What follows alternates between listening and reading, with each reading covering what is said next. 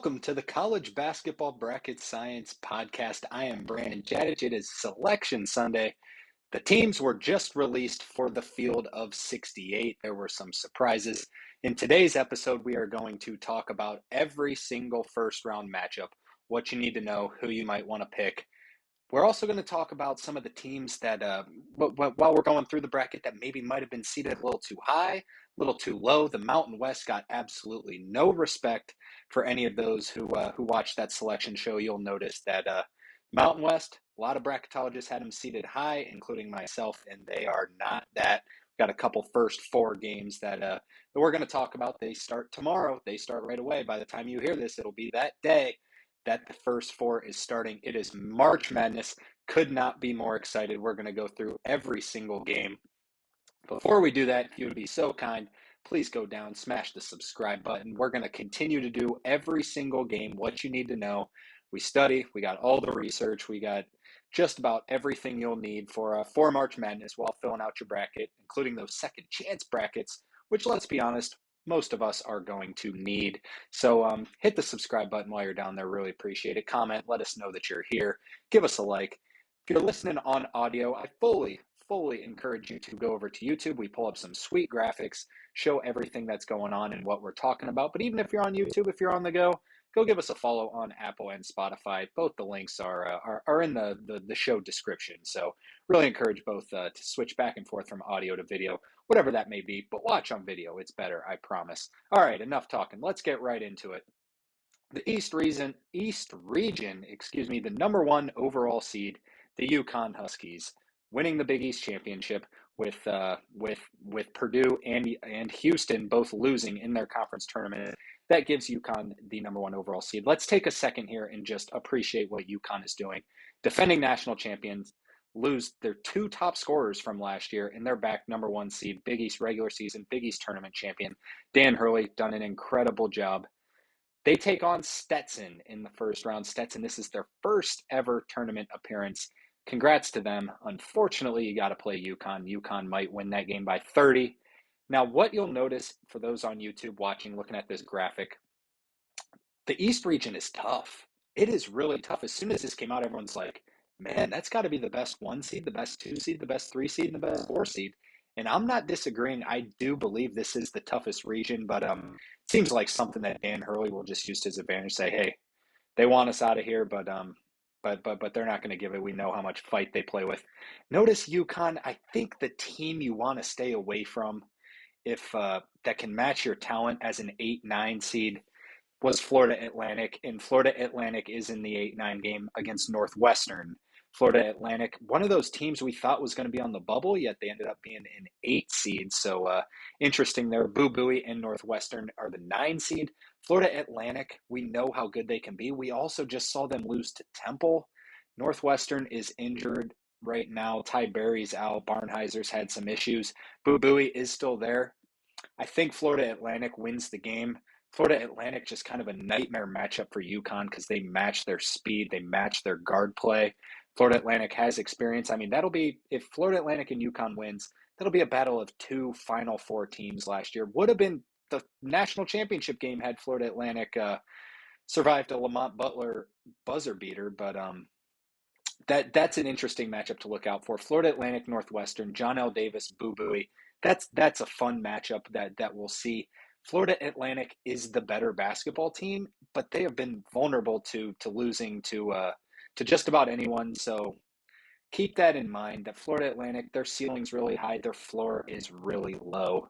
Moving on, the other Final Four team of last year who made the national championship, San Diego State. Yes, in the first three games we're talking about, we have three of the four last year's Final Four teams. San Diego State got the 5 seed. They take on the winner of the American Conference, not Florida Atlantic. It was UAB, the Blazers. They got in the 12 seed. I thought they were going to be a 13 seed, honestly, but they did end up in that 12 spot. So good on them. San Diego State, I believe it or not, this team this year is actually probably better than the team was last year.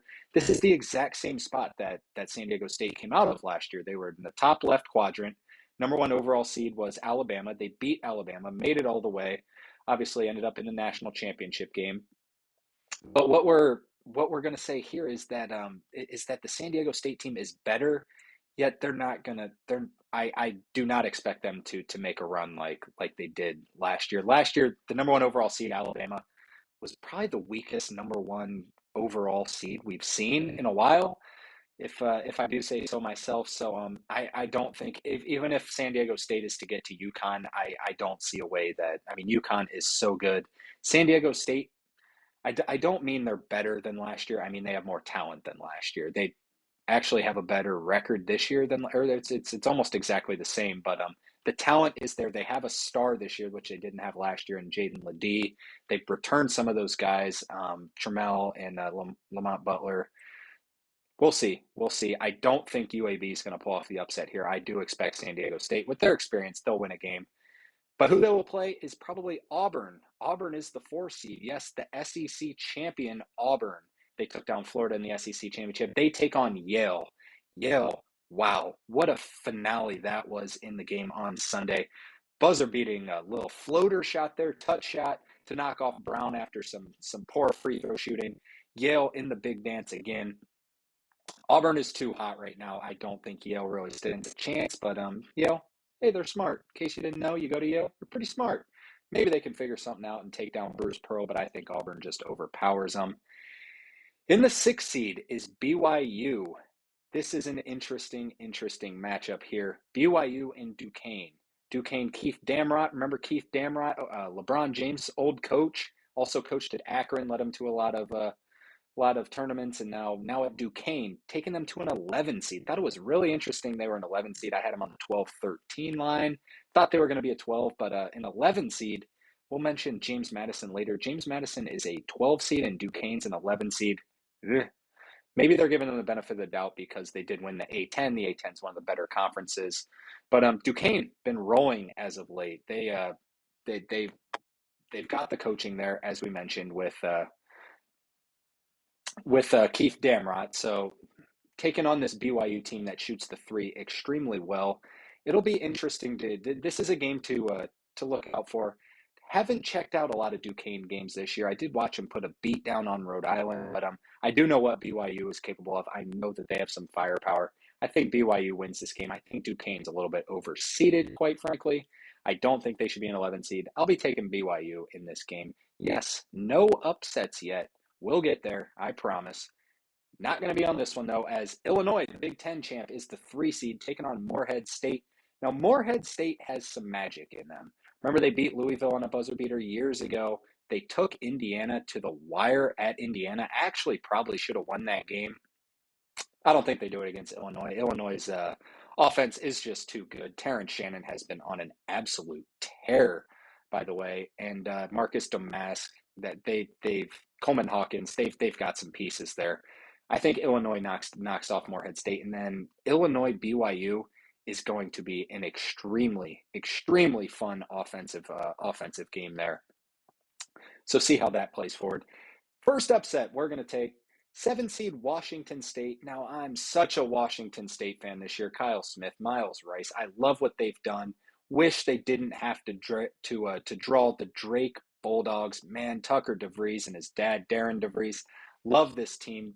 They are my sleeper this year. Drake, 10 seed. I thought they were going to, I knew they were on the 10-11 line. I actually had it as a 10. Was kind of secretly hoping they got an 11 so they didn't have to play a 2 seed the next round. But they did in this case, and unfortunately for them, the 2 seed is Iowa State. So if Iowa State is to beat South Dakota State like we all expect, a matchup with either Washington State or Drake, I'm taking Drake. I think it's going to be Drake.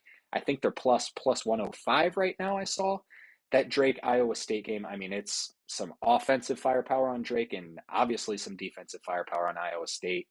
We'll see about Iowa State. Everyone really high on Iowa State. Now, I am too. I think they're a great basketball team. They struggle a little bit in March, more often than not. So everyone talking about Purdue trying to fight off some demons, even Arizona. Same thing can kind of be said about Iowa State and even Tennessee. But we'll see about Iowa State. Fully expect them to make a run. Got to mention the Jackrabbits out of South Dakota State. They're the 15th seed. Hey, they can shoot it. They've got some talent. They actually underperformed this year and they're a 15 seed. So that says anything, we'll see. That's the East region. I'm going to just make my quick pick on who I think comes out of here, I do fully expect it to be UConn. I think UConn is just so like upset proof, I guess you can say. They have so many pieces. They can score from anywhere. There's never going to be a game where they do not come and bring energy. I think UConn gets the job done, but this is a powerful region. UConn, Iowa State, Illinois, Auburn, San Diego State, national runner-up, BYU, and Drake and Washington State, Florida Atlantic. Yikes. That's the best region. That is it. As soon as it came out, it was all over the timeline that region is incredibly tough. Now let's move on to the South region. This will be the top right quadrant. The South region, surprisingly, I thought Houston is the number 2 overall seed. I thought it was going to be Purdue. They were close. I'm not going to dive into it too much because that was close. Houston as the 1 seed, coming off that awful loss to Iowa State where they got blown out by 28. They get Longwood the 16 seed. I thought they were going to get a 15 seed. I really did, and I was hoping for it because they've got some pieces there. They've got some size. But unfortunately, they got a Houston team, and it's a Houston team who is mad. Now, I know people say this offense can struggle sometimes. Don't think about taking Longwood over Houston. Houston is they're just fine. Moving on, Nebraska is the 8 seed, and Texas A&M is the 9 seed. Texas A&M was out of most bracketologists' bracketology, I guess. They were out and they're in the 9 seed. That means they weren't even really on the bubble. Not really. So interesting to see them as a 9 seed. I'm not gonna hate on the committee. I think Texas A&M is good. That win over Kentucky obviously must have pushed them up. This is a very interesting matchup because Texas A&M is the best offensive rebounding team in the country, and Nebraska's been putting the world on notice. Tominaga, excuse me, ranked mass. They've got some pieces there as well. This is going to be probably the most fun 8-9 matchup I think we're going to get. Nebraska can really score it when they're getting hot. Tominaga, when Wade Taylor's going off, he can really score it. I think Texas A&M does win the game, though, unfortunately for Nebraska. Now, this might be one of those games that I go back later and just switch, take Nebraska, but I think Texas A&M's kind of rolling right now. I know they've got some talent. It's kind of a nightmare matchup for Houston. I know Houston beat them, but remember when Wade Taylor just led Texas A&M on that huge run against Houston earlier in the year? So that'll be curious to that'll be a fun matchup to watch if we get there. But for what I know, it could be Nebraska. It could be Tominaga just knocking down threes after threes. Good stuff. Staying in the Big Ten, number 5 seed Wisconsin. Wisconsin coming back on the scene. Good for them to make the championship game, beat Purdue, lost to Illinois, but still good stuff. Here's where James Madison is. They are the 12 seed. This will be the 1-12-5 matchup that I will be taking the 12 seed. I will be taking James Madison 31-3. They were close to an at-large consideration. Duquesne was not close to an at-large consideration. Why is James Madison the 12, Duquesne the 11? I don't know. James Madison, I'll be taking them as the 12 seed over the 5 seed in Wisconsin, even though Wisconsin, I was so confident in whoever Wisconsin played to take them. Wisconsin's been playing good as of late, but I think James Madison, they're going to, more than 50% of people, I think, will take James Madison, as crazy as that sounds. Moving on, Duke takes on number 13 Vermont. Duke is the 4 seed in the South, Vermont the 13 seed. I think these are the two best. I think James Madison's the best 12 seed. I do think Vermont is actually the best 13 seed out of anyone here. Vermont, they've got some serious shooters on that team. TJ Long is a name you should get to know. He can knock down the 3. Vermont just runs the America East every single year. Duke is not that good. I'm going to say it. They have a ton of talent. They do. They haven't beaten anyone great all year, besides for Baylor on a neutral site. That's about it. Now, they have the talent to make any run possible, but I haven't seen it from this team yet. Taking them to beat Vermont. Any 4 of these teams in this region, Wisconsin, James Madison, Duke, Vermont, I could see making the Sweet 16. This is probably the toughest region to pick. I could see Wisconsin beating James Madison. I think if Wisconsin matched up with Duke, I think Wisconsin beats them. If James Madison matches up with Duke, this is the most interesting 5, 12, 4, 13 games that there is. Keep an eye on that. For the sake of it, I'm going to take James Madison and Duke, and then I'll take Duke to win that, not so confidently, though. Moving on, the 6 seed, Texas Tech, and the 11 seed, NC State, North Carolina State. Awesome, awesome job to get into the tournament this year. Nobody had them on their radar, and they squeezed it, and that was really, really impressive job by them. I'm taking NC State to take down Texas Tech. I think Texas Tech is coached well. I think they have the pieces there. I just don't think they're that talented, and for that reason, I will be taking DJ Burns, DJ Horn, and NC State to win this game. So that'll be a fun matchup. A lot of people. NC State's America's team this year. Everyone wants NC State to pull through and get a victory this year. Moving on, the 3 seed Kentucky taking on the 14 seed Oakland. Pay attention to this game. I'm just going to say that now. I would never recommend anyone picking a 14 seed over a 3 seed, but pay attention to this one a little bit. Kentucky can really score it. Oakland can really score it. I'm going to take Kentucky in my bracket. Pay attention to Oakland. Oakland's got some pieces there. They've got the most experienced coach in the country. Pay attention to Kentucky and Oakland. I'll be taking Kentucky to win, and then I'll be taking Kentucky to beat NC State after that. Pay attention. That's all I'm going to say. Moving down, Florida is the 7 seed who will play the winner of Boise State and Colorado. Outrageous. I'm going to say it right now. Outrageous that Boise State is in the 10 line in a play-in game. Absolutely outrageous. They do not deserve that. They had a great Mountain West performance. They were 7 or 8 seed in everyone's bracketology. I had them as one of the 8 seeds. They do not deserve to be a 10 seed. They should have been in the tournament. I mean, they're put on the same level as they're behind Texas A&M. Put it in perspective. I don't see it at all. I disagree with it. That should bring up some anger.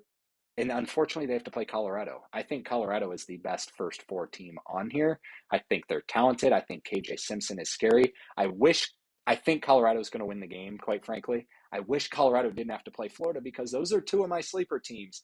I got a ticket for Florida to make the Final Four. Wanted to take it on Colorado too. They've been playing great. I wish these teams did not match up against each other. I was so disappointed when I saw it, but I think I'm going to end up. Oh man, I'm not even going to pick this game. I don't think I can. Florida and Colorado, they're both really good. Whoever wins that game, if Tyler Kolek is out for Marquette, I think they pull it off again. I think Marquette is going home early again. If especially if Tyler Kolek isn't back. If Tyler Kolek's back, I'll probably be taking Marquette to win that game. But so Marquette, they will play Western Kentucky. Western Kentucky, a solid performance this year out of the CUSA Conference USA. Marquette, that's the thing to keep an eye on. Is Tyler Kolek back? He's the key piece. He was last year's Big East Player of the Year. So we'll see. Marquette. It's going to be Marquette, Colorado, or Florida. I fully believe coming out of there, going to the Sweet 16. I will be taking Houston to win the South region, and I will be taking Houston to win it all this year. I know they just got beat by 28. I'm still bought in on Houston. I think they can do it. Call it a bad pick if you want. I'm fine with it. I'm taking Houston to win it all as of right now. Moving into the Midwest, this is the one that is it is Zach Edey and Purdue's region. Purdue will take on the winner. Yeah, they got to play another play-in team. The winner of Montana State and Grambling State. That should be fun to watch. Purdue fighting those demons off. We'll see how they do. The 8-9 game is Utah State. Also criminally, you'll notice a trend with all of these Mountain West teams, criminally underrated. Utah State as the 8 seed, TCU as the 9 seed. TCU, yes, there was questions about whether they'd get in with their weak non-conference schedule. They got in, and if TCU is to win that game, they match up pretty well with Purdue. I'm not going to lie. That's kind of a scary draw for Purdue. I do think Purdue has the easiest region to get there, though, especially as we talk about, as we get down the 5 seed, the 4 seed. I think Purdue. I'm still in on Purdue. I think Purdue is really good. I think Purdue. They obviously win their first game. Yeah, obviously we'll see. I think they get it done though. I think that they're a great basketball team. And then I do think I'll probably take TCU over Utah State. I think TCU gets the job done there. Sorry, Danny Sprinkle. I love what you're doing there, but I was kind of bought in on TCU earlier this year. I think they're talented. Then I will be taking Purdue to win that. Go to the Sweet 16. Now listen to the 5-12, 4-13 matchups. The 12 and 13 seeds are scary this year. Very, very scary. I remember we mentioned UAB was one of the 12. Samford is a 13. They're the 13 seed in this region. I think Samford should have been the 12 and UAB should have been the 13, quite frankly, and maybe even Duquesne down at 13. I'm not going to bring them up anymore.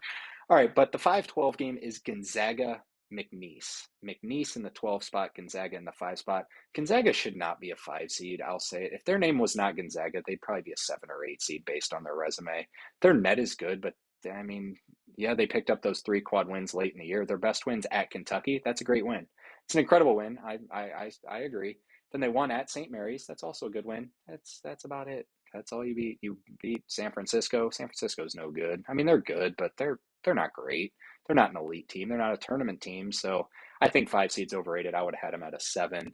But they get McNeese, Will Wade's McNeese. Oh baby. Oh baby, McNeese. I know the 12-5s always look so good.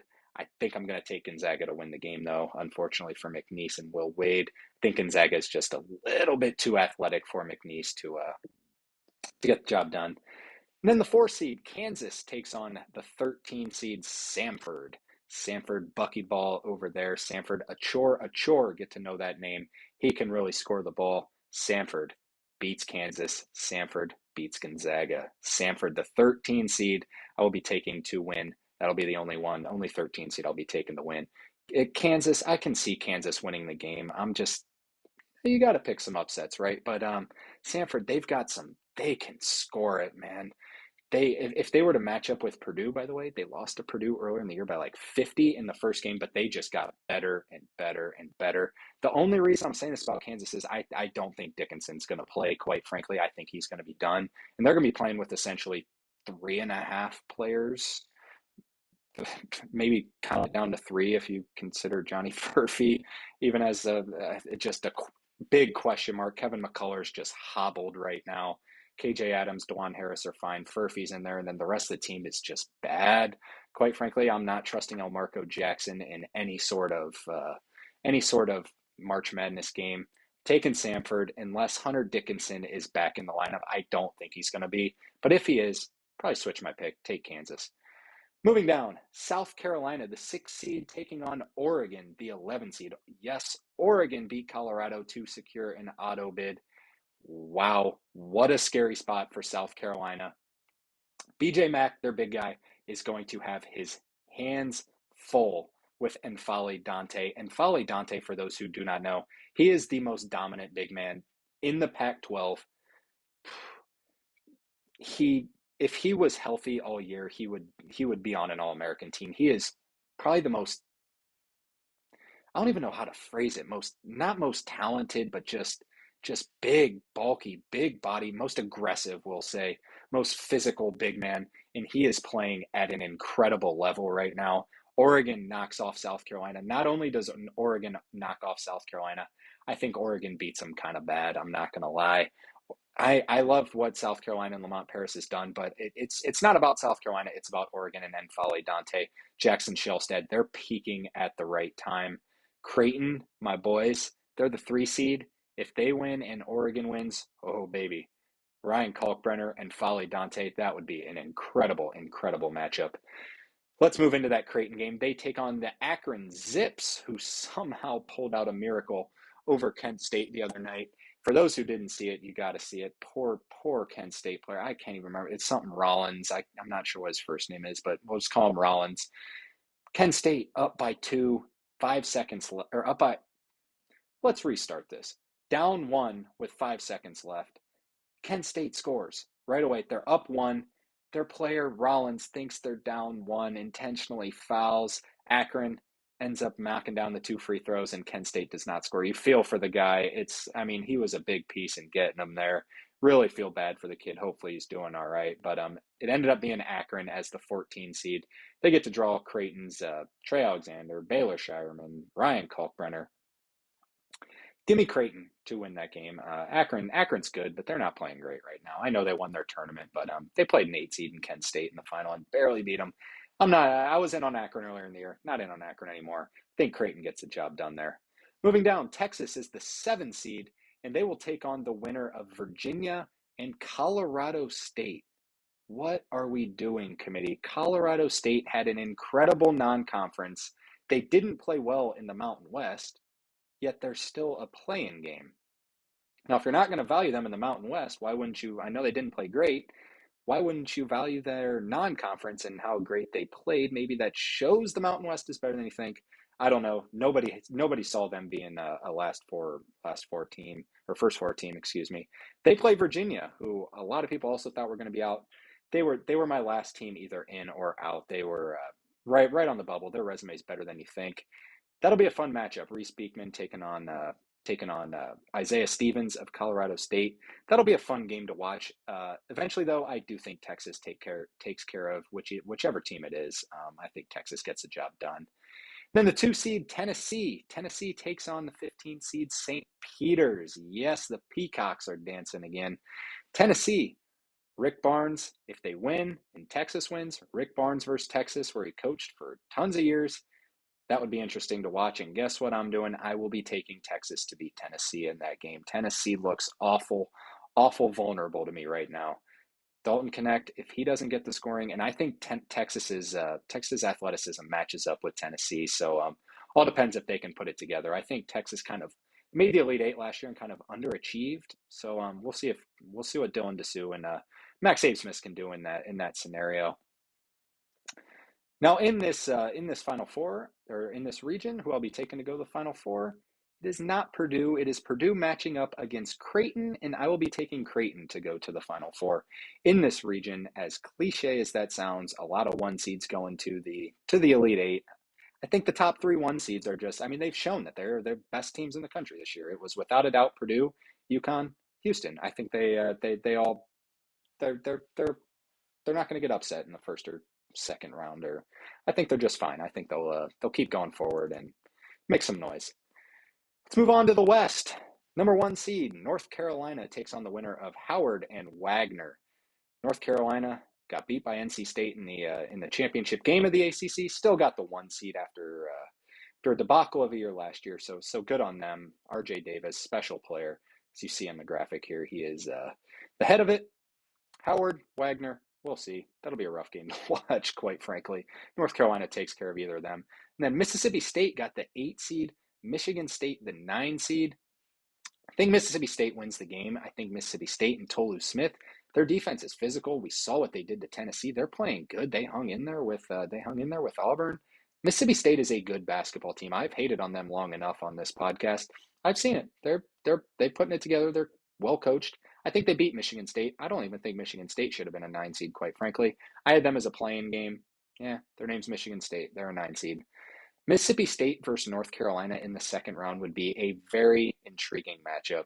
Mississippi State can frustrate Armando Bacot. If they can clamp up R.J. Davis and Josh Hubbard, make some threes, you might be looking at an 8-1 upset there, Mississippi State, North Carolina. In the 5 game, St. Mary's takes on Grand Canyon. Grand Canyon, the 12 seed. Rough draw for Grand Canyon. St. Mary's is really good. They're playing really well as of late. Grand Canyon actually has not been playing too great as of late, but they still won their conference tournament, got the 12 seed. They lost a few questionable games late in their year.